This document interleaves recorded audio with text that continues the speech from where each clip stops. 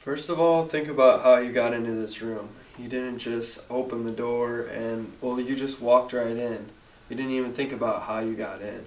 There's people out there today who were involved in different kinds of accidents that every move they make, they have to think about. And we take it for granted how often we can just reach to the door and open it up or just walk right in. We don't even think twice about it. But luckily that we have technology that is growing a lot today, and it's growing a lot over time and is actually changing and helping a lot of people who are involved in those accidents. So prosthetic limbs are drastically changing over time and are handled in very many different ways by different people. Prosthetics first started just as wooden poles that didn't really work very well. People could walk a little bit, but they weren't used how they are today.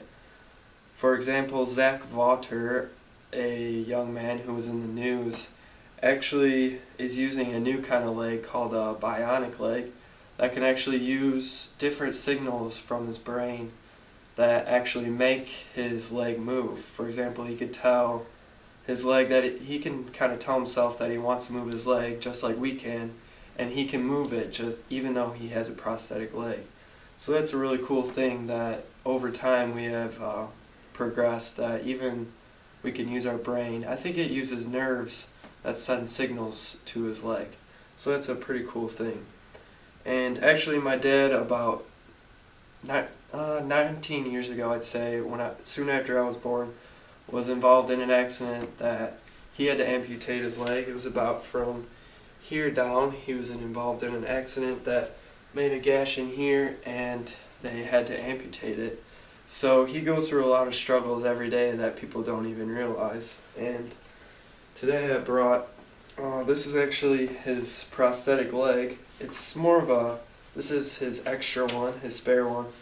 It's a pretty simple design. This is where it goes. And then this is his sleeve that he puts on over top of his leg to give him padding as he walks. So this was his leg that he actually used a couple years ago, but even today he uses a different leg that has a computer chip like on the side that as he walks, it gets pressure around his leg, and then when he sits down it actually releases it. So that's a pretty cool thing that he has really helped him. He really likes the new leg because all that tension that's in there kind of builds up after a while, and that's why he gets different kind of spots on his leg that cause him a lot of pain. So that's a good thing, and my dad actually handles it in a very good manner. I mean, he can walk, and if you saw him just walking on the street, you probably wouldn't even notice that he has a prosthetic leg.